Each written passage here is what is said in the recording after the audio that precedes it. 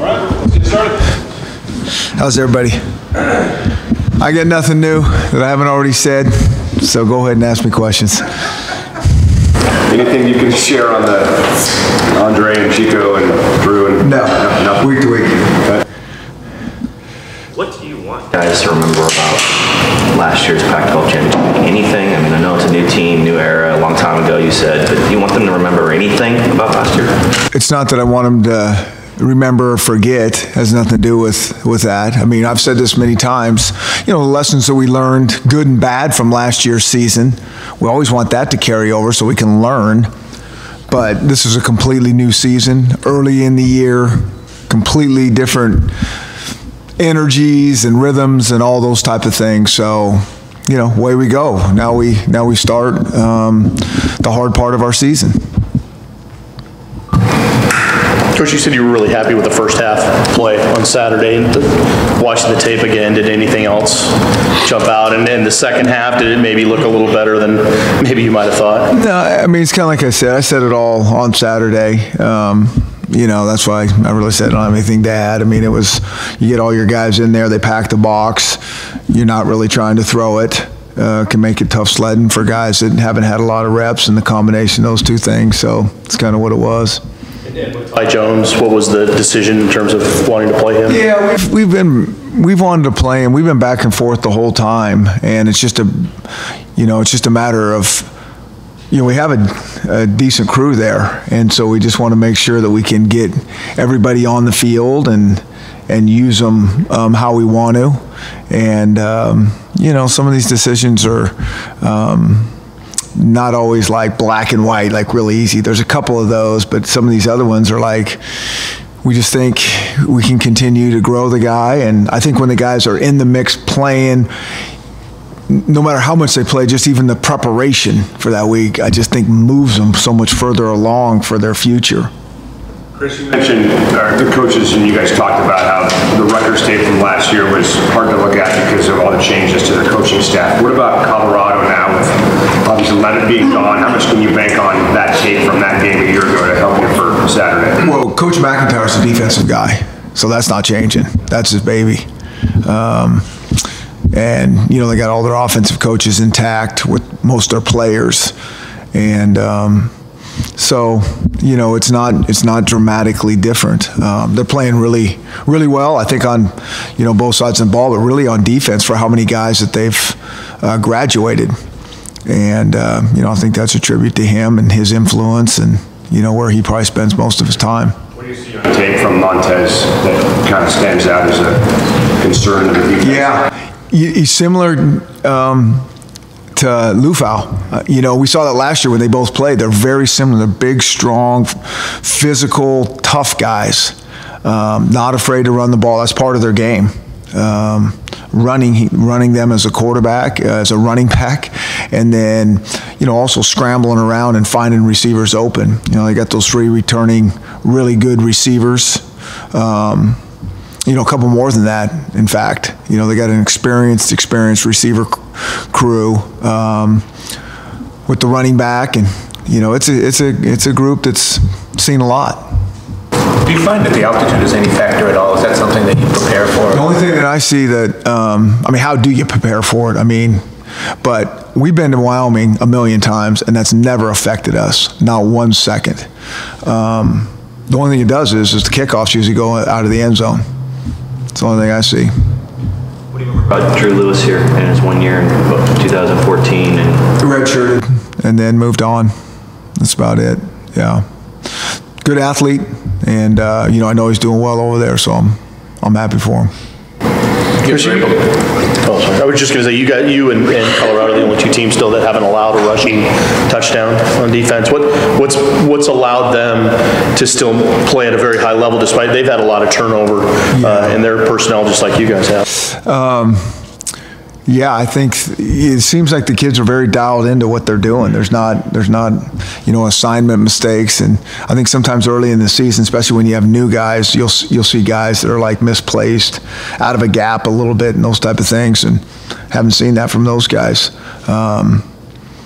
So yeah, I think that's the thing, that they're playing at such a high level of defense. for all the guys that left, it is really credit to those guys. You guys were able to run the ball really well in the Pac-12 title game. What jumps out from the performance there? Yeah, I haven't studied that game yet. Still too early. I mean, there's a lot of tape to watch. I haven't gone back and looked at that. It looked like, at least last year from game 3 to 4, you had decent success running the ball, and then all of a sudden at Arizona, it kind of really exploded. I think you guys had over 350 rushing yards. What was it about getting to Pac? Was it just the excitement and the emotion and finally the league starts and all that, or was there some things that you... Us running the ball? Because they ran the ball pretty good too, if I remember, yeah. Yeah, I don't know if it's that simple. You know, sometimes it's styles of defense, matchups, all those things. And then, you know, like we said, I mean, the running game takes a minute. And, you know, I watch everybody's run game, and it's kind of hit and miss at times. And I think it's when you get into a rhythm and get enough touches and carries and then build some confidence. If you can get some positive things going, the guys start to really believe in things. I mean, I always say it a million times, this game is such a game of confidence, and there's certain, you know, situations that guys believe strongly in, whether it's a run game, red zone, special teams, whatever. Is that a concern for you, the run game, at this point where it is? Or? I mean, we already talked about that, work in progress. You talk to the kids about, I don't know, the intangible factors of, you beat this team by 31 a year ago. They've had the game circled on their schedule since last year. Looking for a little payback potentially. Does that stuff even come up from your perspective? That doesn't have anything to do with us. That has to do with them. So we just got to get ready to play and defend the plays we see and make sure that we're ready to play. How is Lindsey kind of different than other backs you've seen to this point? He's a unique back. I was watching him a lot this morning, and he's one of those backs that plays with a great base. You know, he's very quick, very sudden, and I think he's really tough. But he never, you know, he doesn't cross his feet over much. He can plant, and he's a north-south runner. And does a really good job. I think he's a hard-nosed, tough running back, and seems like he has really good vision. You know, sometimes there's not a lot there, and he'll find a crease, and he's going to get positive yards. This game on Saturday, just thoughts on the way? Yeah. You know, I think he did some good things, like all of our freshmen. I mean, I think all of our freshmen did some good things, and then when you really analyze it, there's much to improve on as well. You know, there's just a lot on their plate, assignment-wise, and trying to get up to speed. But you can see that, you know, when those kids flash, that they have talent, and then it's just a matter of getting them ingrained so they don't think so much. Going on the road to open the year at Rutgers and getting that first road test out of the way, help the preparation for this at all? Yeah, you'd hope it help a little bit. I think it's going to be much different environment, much different. So we got on a plane and got on a bus to go to a stadium, and you know, that's probably about the only similarities in terms of the energy and the environment that we're going into. But I think that helps than not going anywhere. Chris, when you've been in Colorado's shoes, when maybe revenge has been considered on the outside as a possible motivating factor. We don't ever go revenge. So go ahead and finish your question, but that's not my mindset. In terms of, have you ever noticed that dynamic, has that ever resulted in a positive outcome for you guys? Have you ever used it in such a way? I mean, I don't know. We don't think. I don't think like that. You know, it's like we got a good football team, and that we're going to play. And you know, if it was flipped, it's like I said, they much different guys on defense, and I don't even know how many guys played against. So our thinking is this is a new team, and we're just going in with our new team, and they can think whatever they need to think. We know it's going to be a hostile environment. They're a good football team, be the best team we played this year, and away we go. Chris, you mentioned last week, I think that outside of Dante's touchdown, that you weren't pleased with the punt return game against Montana. Too many balls on the ground, things like that. Did they take the steps you wanted to see this last Saturday? Well, you know, I just, it's all about decision making. You know, I don't care what position it is or what phase it is. I just hate to see bad decisions, and I love to see really smart football players. Like, that's in our blood around here. And those are the things that like really get my attention, and I think our team's attention, when guys are making really good decisions. And certainly if it's not good decisions, how do we learn from that and not make those bad decisions again? And a lot of that has to do with, you know, in the punt returning game, when to catch a ball, when not to catch a ball. And they seem very simple, but can be sometimes hard to do. What's it like for you on the sideline watching Dante take one back like he did Saturday and the blocks he got? Is there any party that just sit back and just almost enjoy it? I mean, to me, it's all the whether we have a long run, a great defensive play, a good special team play. I like exciting plays, so it doesn't matter if it's Dante to return a kick, a punt, or I'd like to see us do something on kickoff, return, and see if we get something going there. I mean, to me, it's it's all the same in terms of I'm not rooting for one segment more than the other. I want us to do well in all of it. How hard is it to stay clean on those returns? I mean, we see so many penalties in the kicking game. You got 8 punt return touchdowns, and they've been clean. How difficult is that to do? Yeah, and again, that kind of goes back to that smart football I'm talking about. We spend a lot of time trying to work on that, talk about that, show clips like that. It's almost like you can't get enough reps on that. They come up and practice a little bit, but again, the special team thing, it's hard to practice that, close to live at all. And so if you're not practicing live, then how do you make great decisions? Because that's when, these split-second decisions of pulling off and not making a block. But we do spend as much time as we can really emphasizing those things. And I think Coach Gregory does a really nice job, and the kids have bought into it. And, I think we've had 1 penalty so far on something like that. And we just, when it happens, we really try to emphasize it to everybody so we can all learn from each other.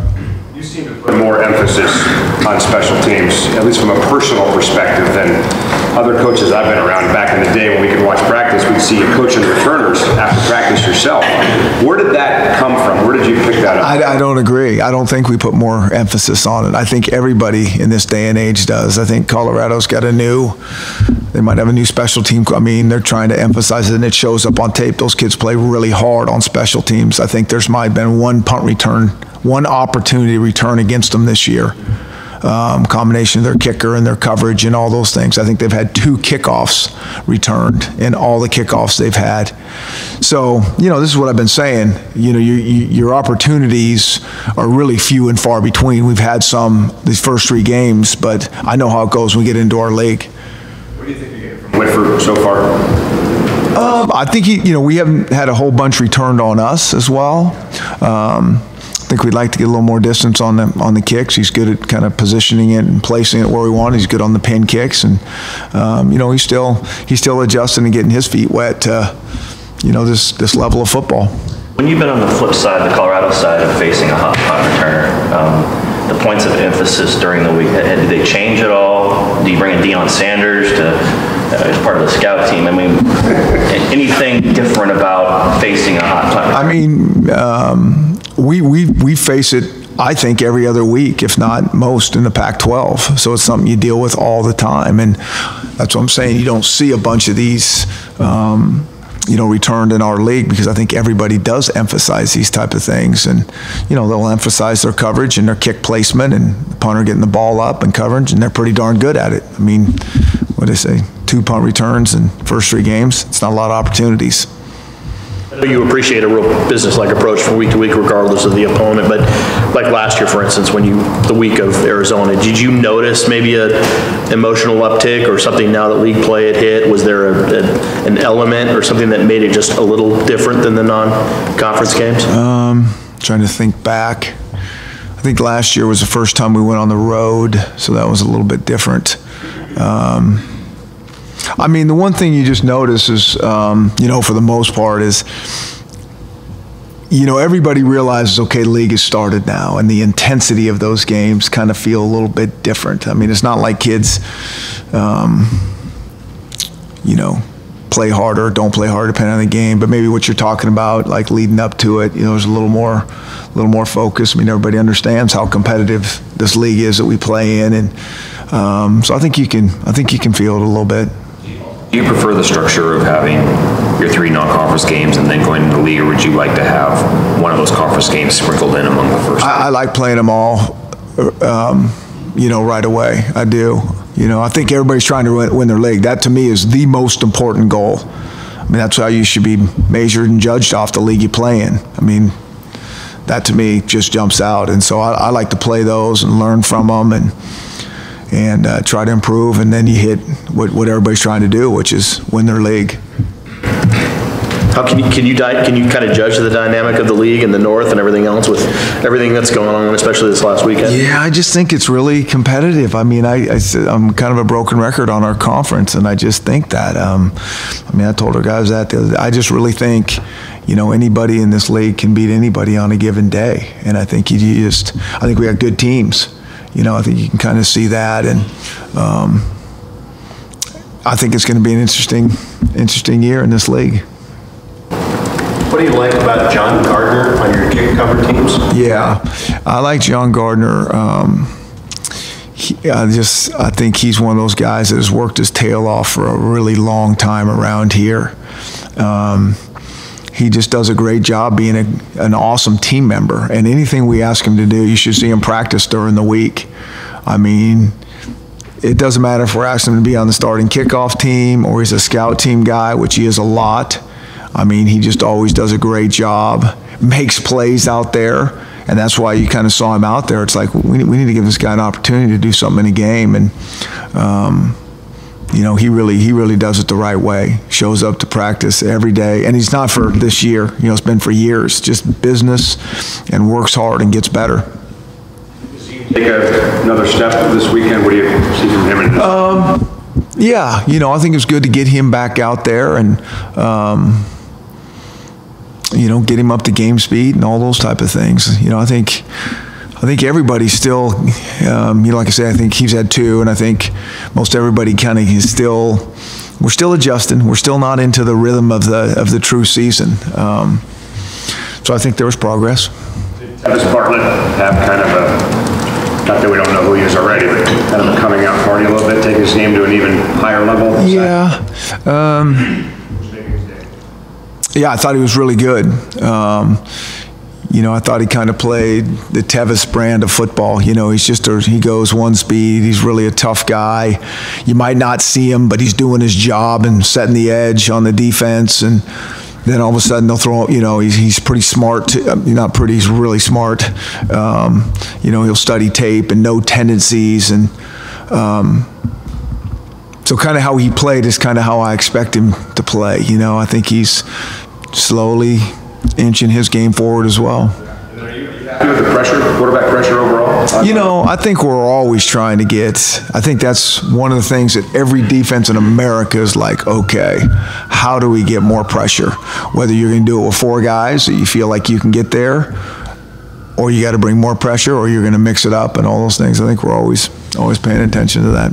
With you guys dealing with a targeting call against Hunter Bryant and then Colorado having 2 guys ejected, is that still something that teams are trying to figure out, or is that something that the referees are starting to get more assertive with? No, I think it's very hard to practice because these are usually like split second. I know the one that Fresno got on us. I mean, Hunter caught the ball and the guy's right there and he's just reacting to it. And so I know those guys at Fresno talk about where the strike zone is and where you're trying to hit guys. I talked to Jeff Tedford yesterday, about that.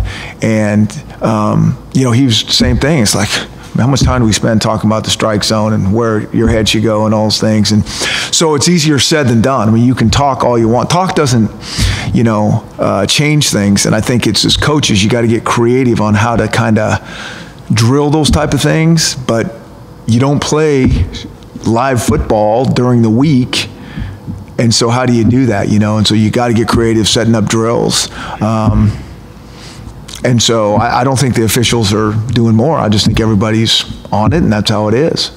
Penalty, do you feel like that's appropriate? Of being ejected in terms of possibly missing a half? I mean, I haven't really gone that far. I mean, we were trying to take those headshots out of the game, so it needs to be something that's pretty dramatic, and that is pretty dramatic. I mean, there's nothing like playing time for coaches and players when that goes away, and so I think the trick is kind of figuring out how to get better of lowering the strike zone, because those kids don't want to be thrown out of the game. I mean, it's not like, okay, I'll take that. You know, I got that. I mean, it just happens. And so even the horse collar, tackle, I mean, that's another one too. It's like, you're just reacting and grabbing and trying to get the guy. But I think it's a good rule as well, because those are scary ones. We've had a quarterback back in the day, like Jake got tackled, break his ankle on almost exactly the same looking type play. How pleased are you with your linebackers in pass coverage? They seem to be getting their paws on a lot of balls, dropping back. Yeah, I think that linebacker crew is doing a nice job. Like I said, I think Coach Gregory coaches those guys good, and there's some good players there. They got a good feel for the game, whether it's the run or the pass, and yeah, they're doing a nice job. In your thoughts, you hosted a couple guys this weekend.